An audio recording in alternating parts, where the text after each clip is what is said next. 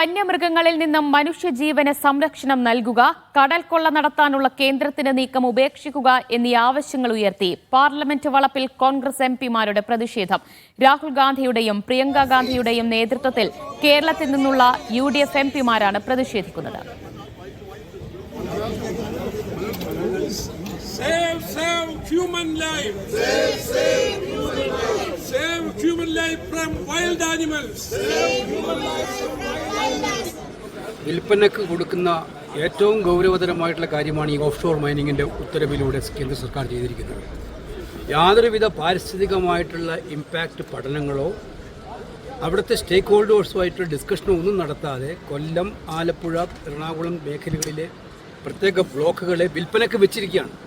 അതും സംസ്ഥാനത്തിൻ്റെ ടെറിട്ടറിയിൽ പെടുന്ന കടലിൻ്റെ ഭാഗത്തെയാണ് ഇപ്പോൾ വിൽപ്പനക്ക് കൂടി വെച്ചിരിക്കുന്നത്. ഫെഡറൽ സിസ്റ്റത്തോടുള്ള ശരിയായ കടന്നുകയറ്റം ഇതിനകത്ത് ഉണ്ടാകാൻ പോകുന്ന ആഫ്റ്റർ എഫക്റ്റ് എന്ന് പറയുന്നത് ഇപ്പോൾ തന്നെ മത്സ്യലഭ്യത കുറവാണ് കടലിൽ. ആ മത്സ്യലഭ്യതയെ കുറെ കൂടി സങ്കീർണമാക്കുന്നതാണ്, മത്സ്യത്തിൻ്റെ ഇല്ലായ്മ കുറെ കൂടി സങ്കീർണമാക്കുന്നതാണ് ഈ നടപടിയിലൂടെ ഗവൺമെൻറ് ചെയ്യുന്നത്. തീരദേശത്തെ മത്സ്യത്തൊഴിലാളികൾ ആകമാനം സങ്കടക്കടലിലാണ് അല്ലെങ്കിൽ തന്നെ.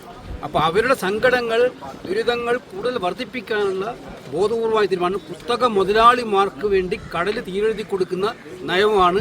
ഇത് അടിയന്തരമായി പിൻവലിക്കണമെന്നാണ് ഞങ്ങൾ ആവശ്യപ്പെട്ടിരിക്കുന്നത്. സുമോദ് ഡൽഹിയിൽ നിന്ന് വിവരങ്ങൾ നൽകും.